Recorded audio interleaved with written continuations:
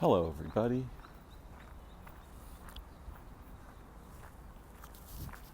Welcome.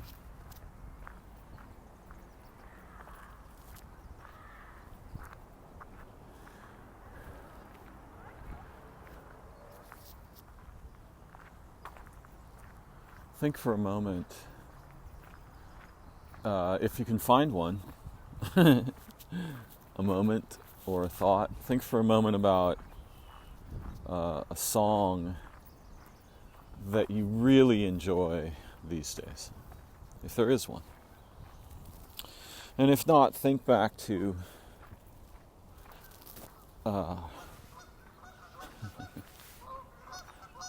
one that was life-changing in some way for you, or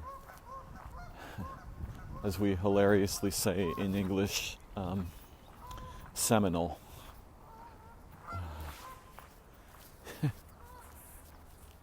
I'm going to leave the common associations of the morphemes in that word aside.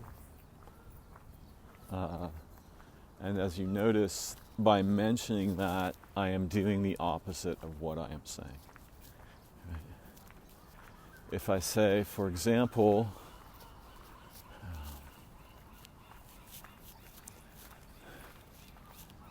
our guest tonight is so famous that they need no introduction, what's going to happen next?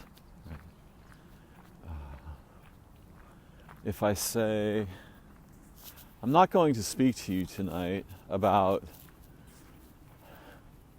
structure and the violation of structure,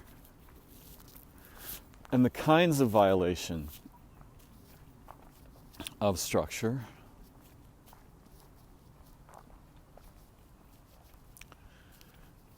that are most compelling.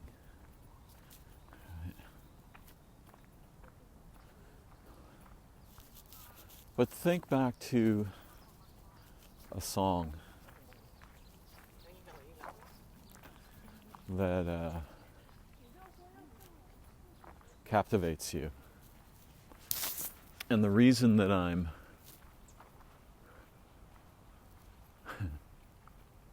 on that topic at the moment is I was just listening to one. And if you want to know which one, it's right now I have exactly 2 songs on my phone. And one of them is the beatbox version of Window by Big Man, one word. And the other is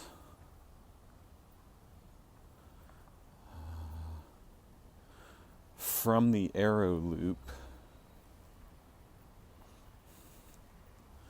by Ronald Jenkins, who I really dig. But it's this song Window that is the origin of my talk today. Okay. I'm watching a bird that fly walked across the surface of the water for a good 200 feet. Right? So it's not flying and it's not walking.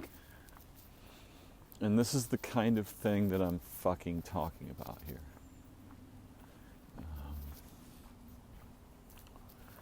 I tend to have a strong resistance for popular things. Pop music these days mostly is terrible garbage. I mean, just fucking horrible in my view. And every aging population goes through something resembling this, apparently, where they say, well, the music of my youth was really good music, and this music these young people are listening to today is brain-wrecking, like mind-destroying terribleness. and they're not always right. But there are a few things I feel more righteous about than the proposition popular music today is shit. I mean, just terrible. I have never been fond of the rap form. Granted that there are unique artists. Easy go-to there would be Aesop Rocks. There are unique artists who can use the form brilliantly, or even wreck the form brilliantly. And part of what I want you to think about when you think about a song that really changed your life, or just you want to just listen to that thing over and over and over again. I remember seeing a complaint somewhere. Could have been Quora or Reddit, Craigslist, where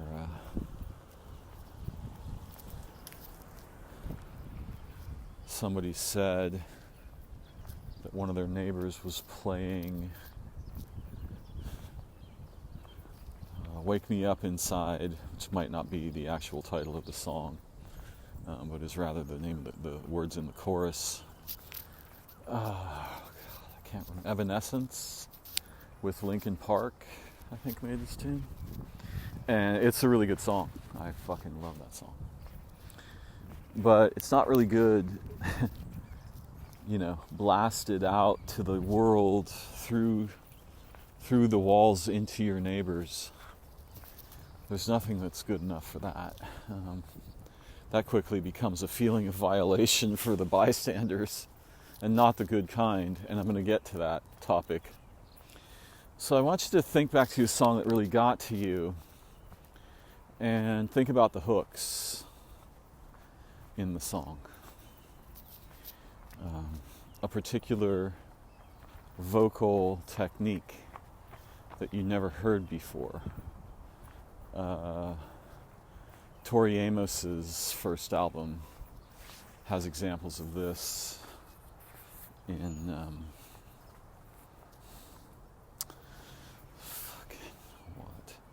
album's called Little Earthquakes. What is the song that I most love? It's the one where she complains about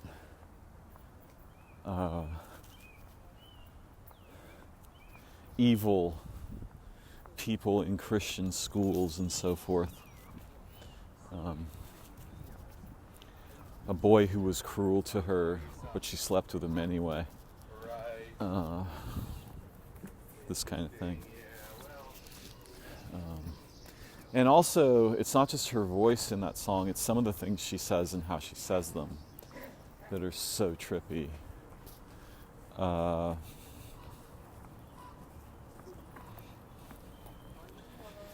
The fact that you can make me come doesn't make you Jesus. You're not supposed to say that in music. A rapper might. Because in some ways rap is about violating expectation and language. And this is what I'm actually talking about. So the first time I heard Window, a very intelligent close friend of mine, who I will call Mr. S,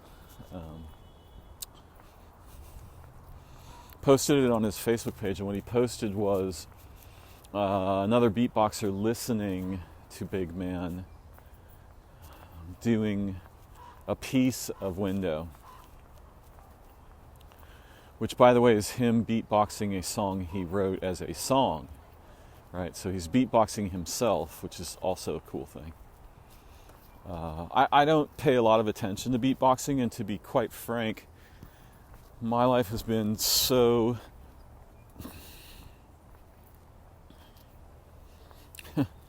dire that I actually stopped listening to music. And I'm a musician. I sold my musical instruments. I stopped making music. I stopped listening to music. And then every once in a while I'd come back and mess around with the guitar some, which is my originary instrument. Well, actually my originary instrument is voice.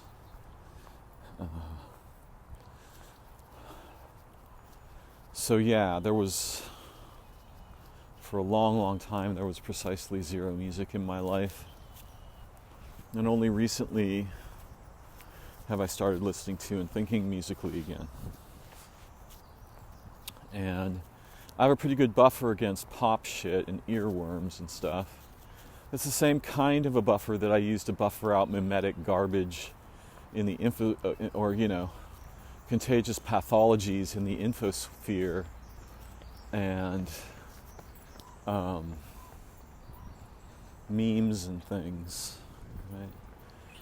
I've got a strong buffer against stuff that captures huge populations in general.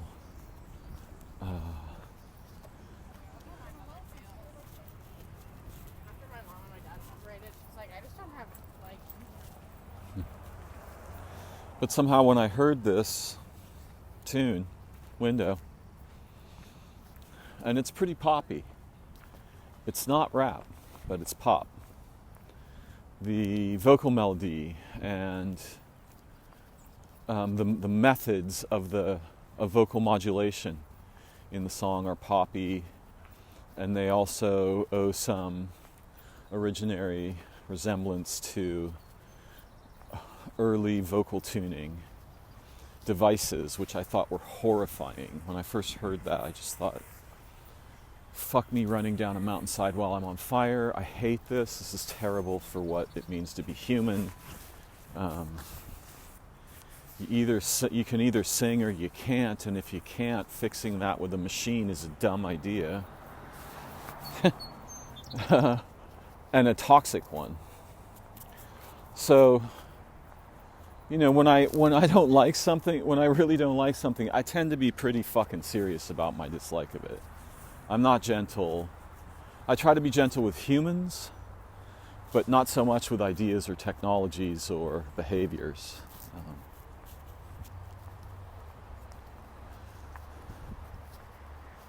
So Window really got to me, and I immediately sent it to a couple of people, which is also extremely uncommon for me to do. One of those people was my son.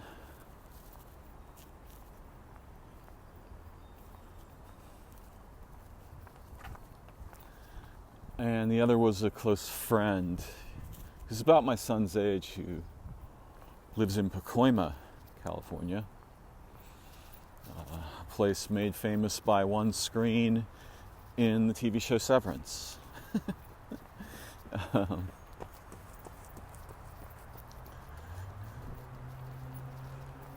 And the song totally got to me. It got past my guard. And I just wanted to hear it over and over again. And I listened to it probably 8 times that night, and did some research, found the whole tune instead of the part that was in the clip I saw. Showed it to my roommate, who poo-pooed it because, what he said was complex. He was like, I totally recognize the talent in this. I don't care about it at all. As far as I'm concerned, that just looks like showing off. It's not actually music. It looks like the wreckage of what would be a really great song to listen to. And at that point, he didn't know that the artist was actually kind of playing with his own music in a different way, because he had written an actual song.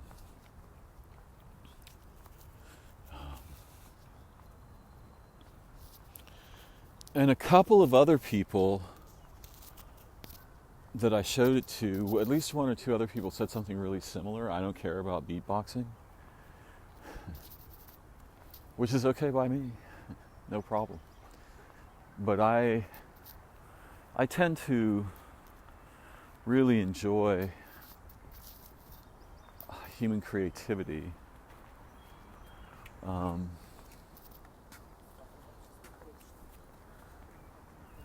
don't necessarily love all the forms of it. I've never really, I think I'm capable of it, but I never really understood opera. And generally I cannot stand pop music circa past 15, 20 years. Pop music from the 50s, 60s, and 70s, mostly fucking amazing. 80s, still pretty good.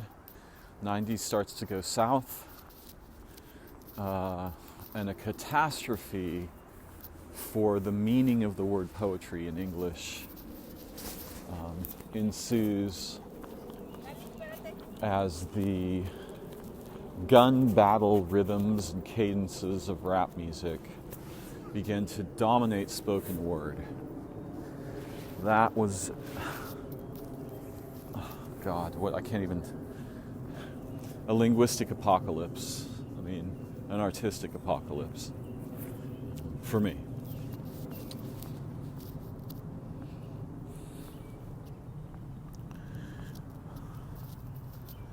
Now, I remember a kind of a hilarious Monty Python video montage that is meant to represent orgasm. And it just shows a series of images. I think it's in, God. There's a film, there's a fake art film that takes place in a garbage dump. And it's basically a French, a guy who thinks he's a revolutionary, or posing as one, and a attractive woman, played by Carol, what's her name, the primary female co-conspirator in Monty Python. I can't recall her last name. And she's sitting on a chair in a garbage dump holding, I mean, the first time I think she's just sitting there, the second time she's like holding a head of lettuce. And there's this montage that's pretty ridiculously hilarious, part of which is supposed to represent orgasm, and another part of which is just supposed to represent violence itself. So like you see this great big tall tower collapse and then reestablish itself, and then a train goes through a tunnel, right? Come on. And then, all kinds of other things happen. Jet airplanes are dropping bombs, which is an analogy for rap music, right? Dropping rhymes like bombs.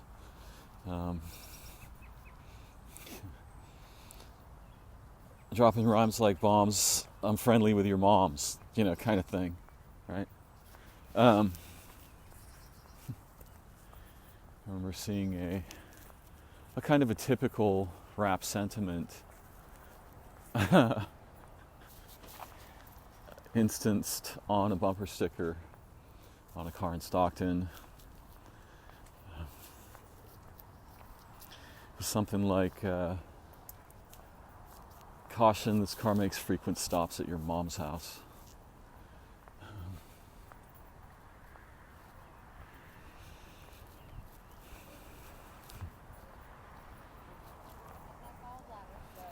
Not as funny. And I think I got the phrasing not exactly right. But,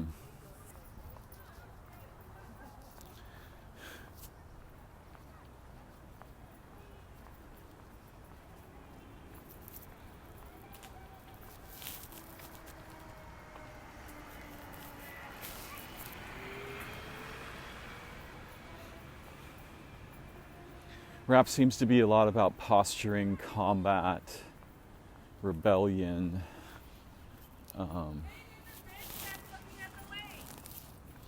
and getting over on the culture that crushed your people. Right? So like becoming a better version of the crushing culture of cash hoes and coke, guns and cars, and pump it up. And maybe that's a crude generalization or characterization. But the point I'm actually trying to talk about here is the relationship between structure and violating it. So there's all kinds of things that I want to say that I'm going to be really careful around due to the very strange linguistic milieu in America 2024 around anything having to do with binary gender and or the difference between what?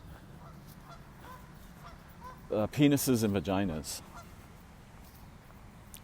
But there is this really crazy kind of cisgender trope set where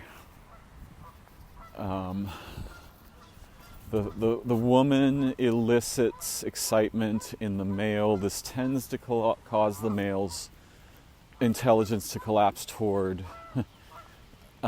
one thing, not surprisingly, because a lot of blood flow, a lot of highly focused blood flow has to be going on in order to forge an erection.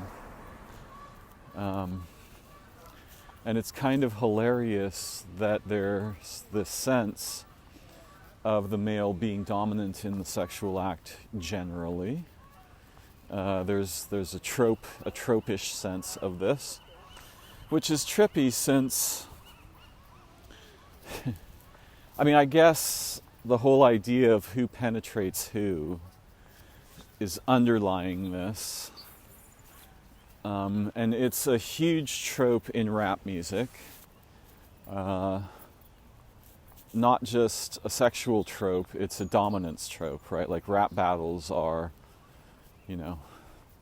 whose blows landed most effectively over time and so forth.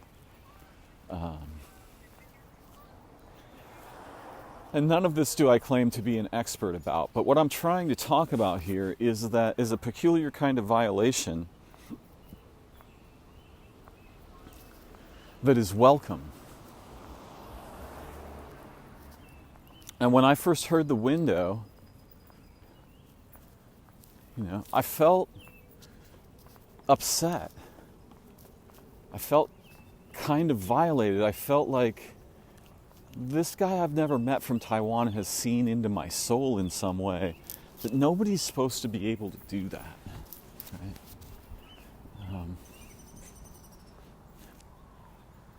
And I could make crude language about this and stuff.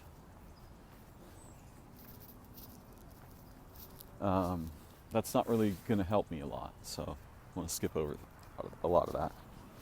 But I remember in my early Facebook days,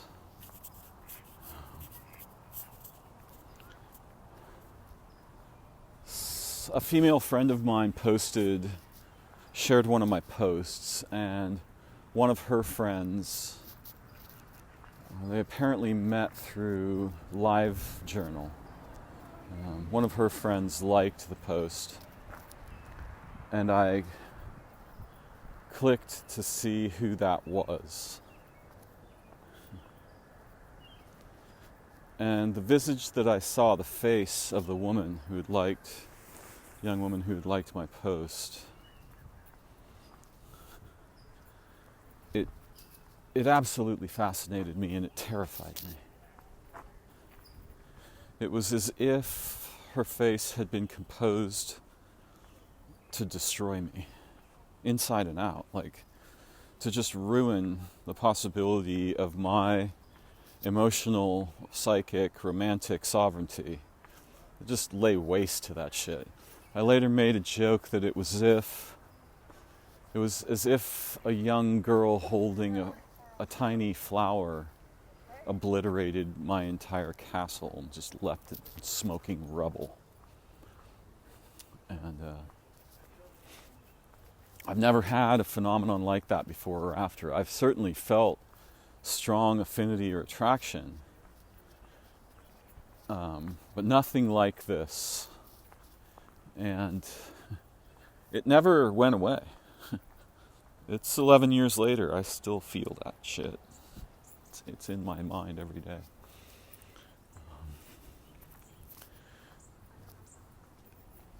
And in a way, this is the key to human romantic eros, in a sense. Like, you're not supposed to be able to just completely capture my desire, awareness, intelligence, whatever, creativity, the whole bundle.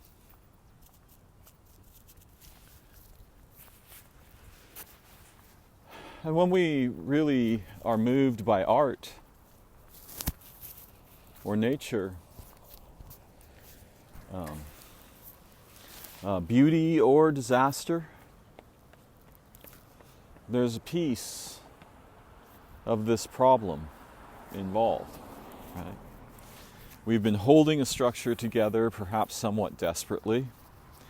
Something or someone comes along and just fucking violates that shit, just wrecks it.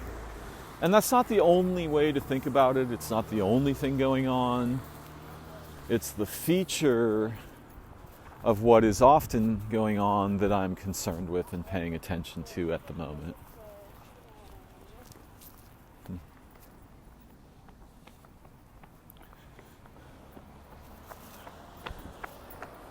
And I'm speaking in a way that's very personal to me. I'm not trying to tell you what to think or feel, or remember, or anything like that. Make your own, make your own stories, make your own memories, make your own images. But think back, was there something or someone who just captured your attention and desire so profoundly that it was almost as if you wanted it the way you want oxygen or food or, existence, survival.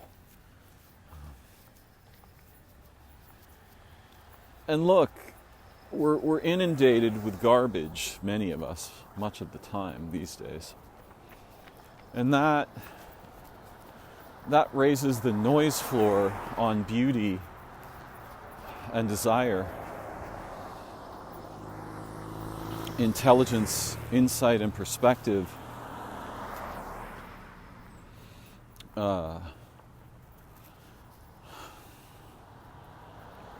Like the real stuff often dies on the sidelines, unacknowledged. I remember a quote by Poe that's quite difficult to locate,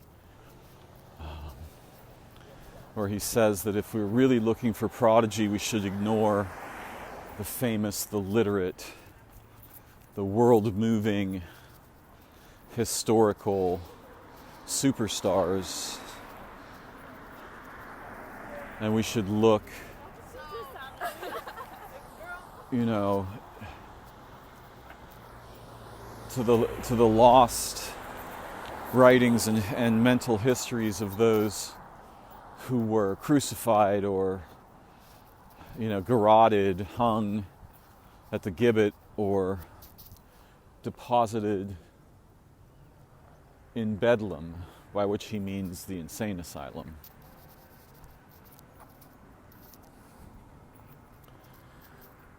And I think what he's trying to say is the kind of thing that Tristan Zarza, if I'm pronouncing his last name right, or Antonin Artaud particularly, would clearly agree with. Madness, the outer membrane of madness is the same membrane from which prodigy is born, a genius arises.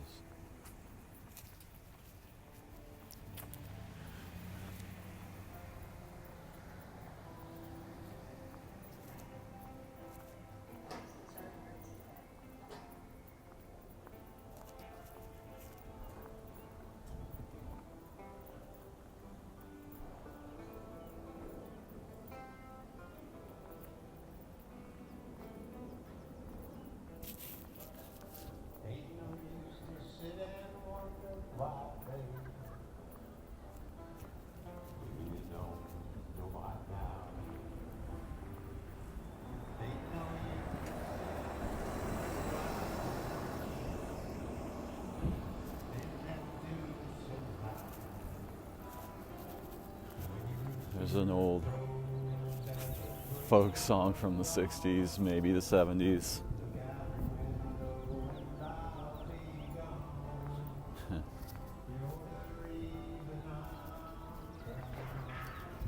Probably a Dylan tune. Don't think twice, it's all right.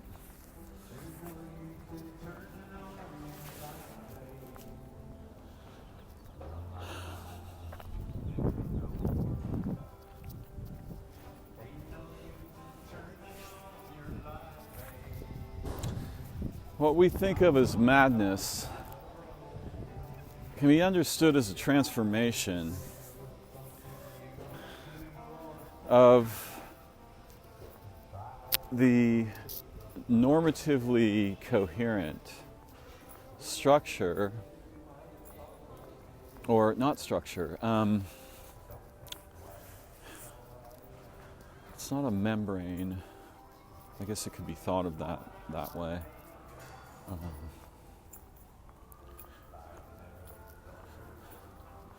Really, it's a series of interpreter functions and also asserter functions and interpreter functions, both. And it's fairly weird that there would be this kind of back and forth going on in our minds, moment to moment, day to day, while we are awake.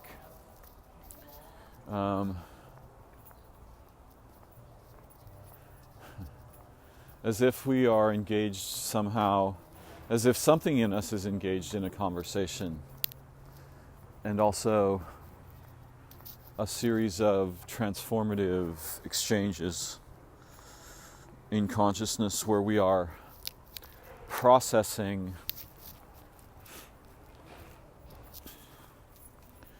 history, vigilance, ambiguity, prediction, perception, identity, ego.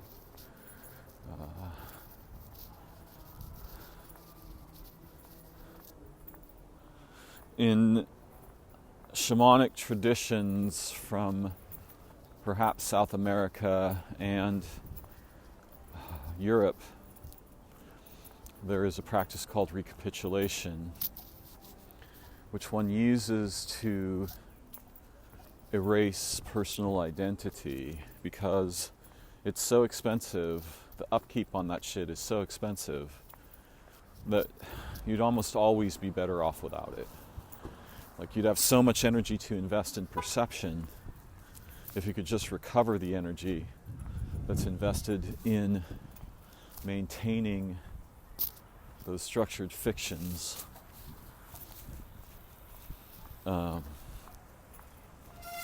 Around who I am and what matters and who did what to whom, and the whole courtroom mind thing, war mind, rebel mind, all these things. Yeah. Very fucking expensive. If you could, for 5 minutes, simply retrieve the perceptual, energetic, emotional, and creative energies that ordinarily get slaughtered there, you would see through the representational facade foisted on you by human culture, and you would probably begin to remember or to experience an anamnoetic anamnesis, an unforgetting. Right? An means not or no or un, and amnesis is the Greek word from which we in English get amnesia, inability to recall oneself. Now, one might suppose, right, that according to what I just said, amnesia would naturally grant the powers and opportunities whose praises I was recently singing. Not so. At least not usually so. Probably not never true, but uncommonly true. And the reason is that, I suppose anyway, that one of the reasons is that the structure is still there, it's just not surfacing in consciousness, right? It's still getting plenty of juice. In fact, it might be getting more juice than usual. It's just not surfacing in consciousness. And it's very interesting to notice that amnesia is a protective feature of consciousness, right?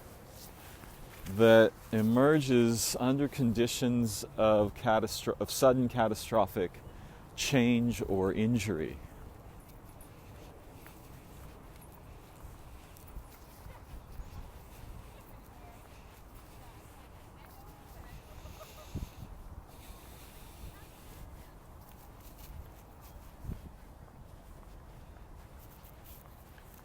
I remember one afternoon I was walking around in the botanical gardens, and as the sun began to set in the west, there was what I presume was a male hummingbird. And in hummingbirds, gender is pretty fucking explicit, I gotta tell you. The male was sitting atop a branch in the unique angled light of the setting sun, and his throat became this fire of magenta on just like the brightest iridescent magenta I've ever seen. And it seemed to pierce the veil of reality. And most of us think reality is the stuff you can rely on. Yeah, kind of bullshit. Reality is the superficial, highly structured array of expectations that we participate in consciously while awake. It's not the truth. There is something like the idea of that is proposed by the word veridical, as in corresponding to things which are actually the case. But unfortunately, determining what is actually the case requires a conscious participant, not just an observer or spectator, right? Oh, what do we got here? That's really interesting. So these people, okay. This is Zen. Chinese Zen, Yanghua.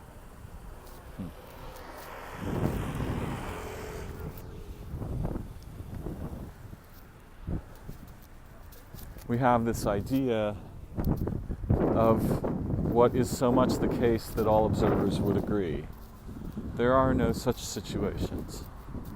That is a concept.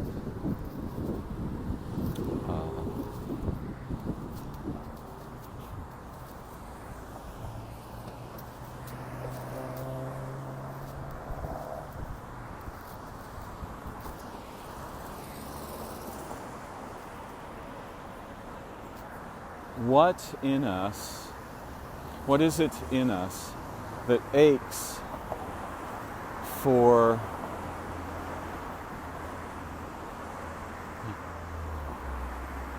being rendered into helpless, ecstatic, efflorescence or collapse, right? The apparent power of the rigid sexual member of the male in humans is eventually destroyed Nothing bad. I just was like, I don't want to. by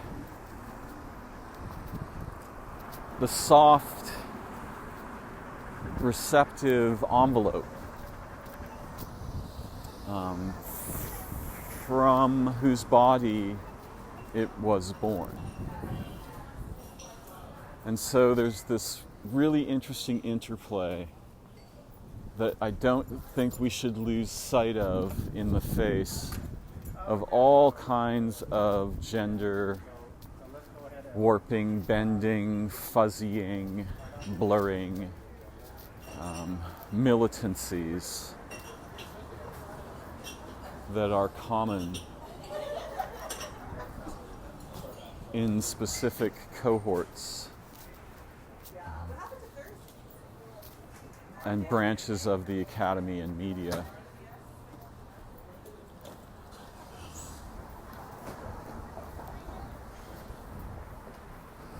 There's something, by all means, let us explore and let us do so creatively, together, with and for each other, in authentic, open-mindedness.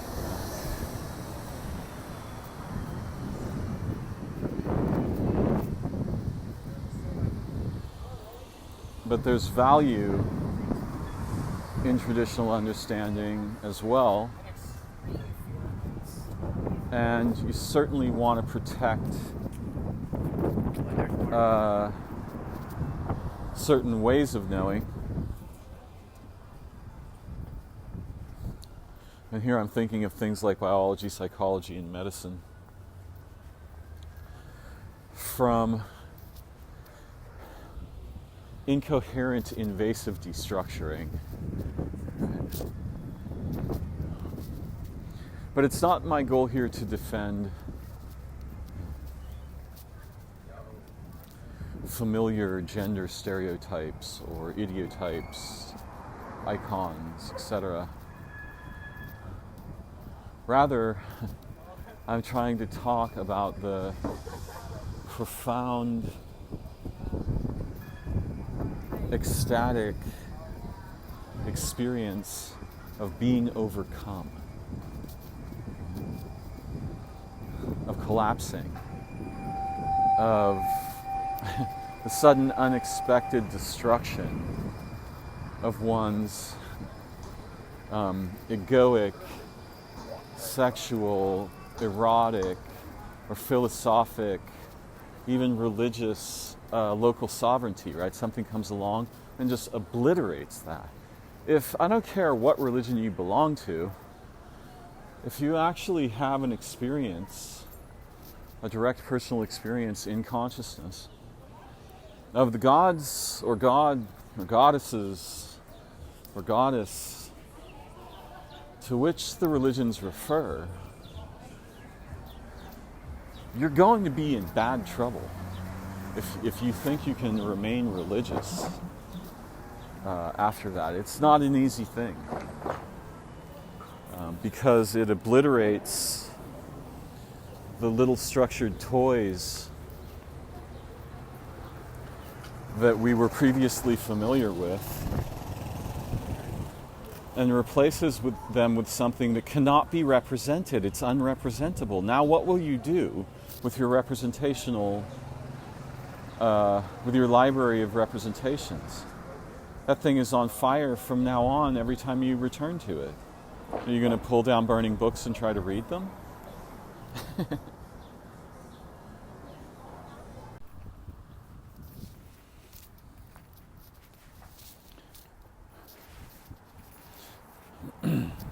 a variety of forces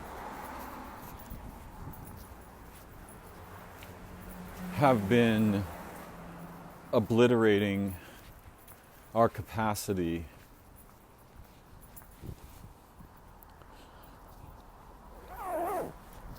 to experience beauty,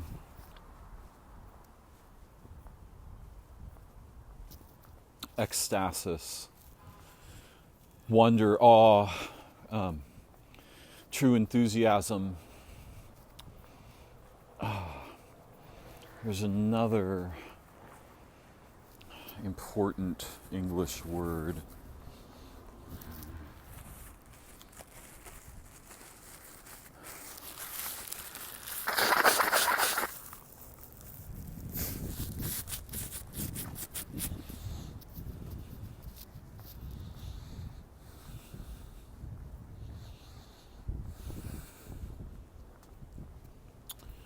Perhaps it will come to me. And these are the forces of representation as it appears in film, television, media, pornography, and perhaps most of all, advertising.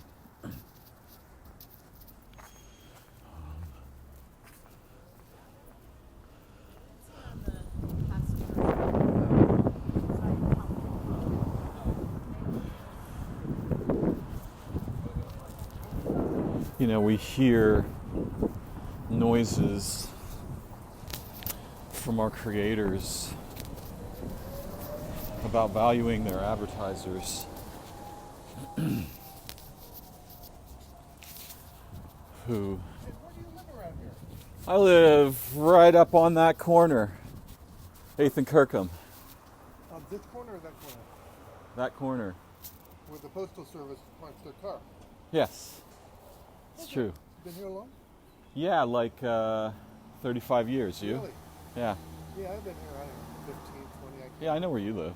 Yeah. It's a great place. What's your name? Tim. I'm Darren. Darren, nice to meet you. Nice to meet Thanks you. for saying hi. Sure thing. Yeah.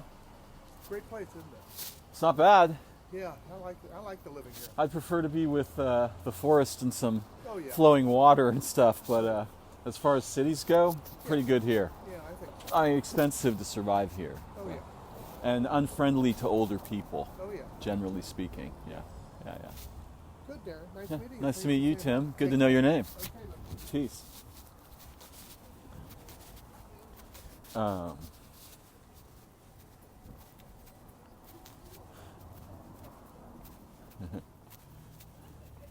I may later go back and just mute that little segment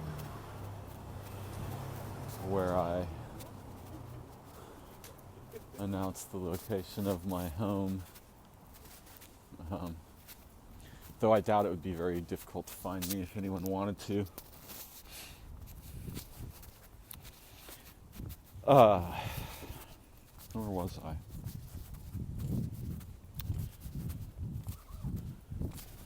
Okay. There's a word that means a certain kind of highly charged local enthusiasm that is personal. I'm gonna have to... It's the kind that is associated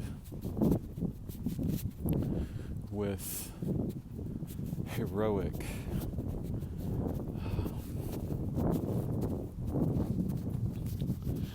concerns and perspectives. What is this? It's so funny the way my vocabulary works these days. It used to be I'd have 5 or 6 words at my easy disposal. Now I have to fight to get one, and occasionally the one that I really want in the moment, I can't find it, and it shows up much later.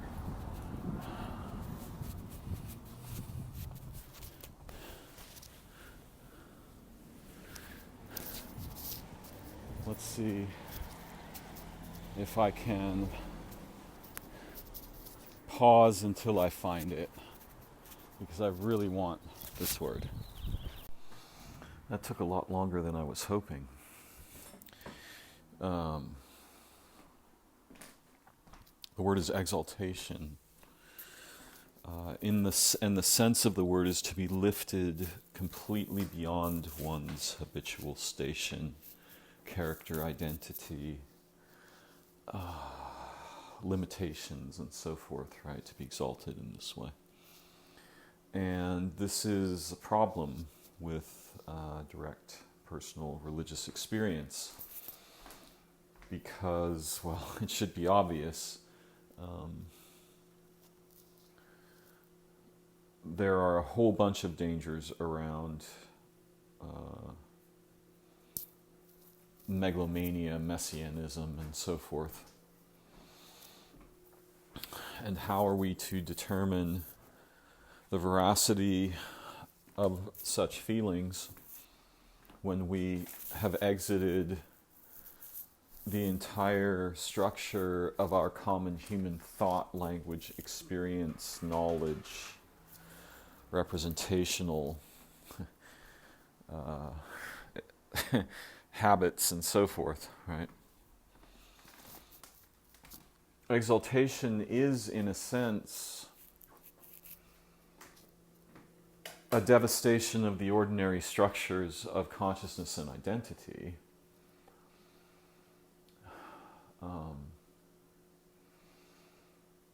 And the problem is, surely those unfortunate souls and their unfortunate victims who execute what we call mass shootings are either experiencing a kind of exaltation, a sort of negative messianism, or they have reached a place of such desperation in consciousness, and particularly their experience of identity and meaningful role, that it becomes their intention to visit hellfire on, the others, the world, everything. There's an aspect of our psyche that, under the proper kinds of inflation and torment, literally wants to end not just the world, it wants to end the universe. So, this afternoon I was just listening to this song and thinking about, also remembering the young woman who probably wrecked me for the rest of my life. I mean, at least theoretically. Until someone comes along who can actually captivate my romantic faculties or senses. Yeah, I don't know. But I was thinking about these things, and I was thinking about how wonderful it is to have our preconceptions ruined in the kind of way that we were always hoping for. This is the power of great literature. I remember reading certain sentences by brilliant authors and just thinking, I didn't know that was even possible to... you can't say that. You're not... There's this sense of the truly amazingly creative...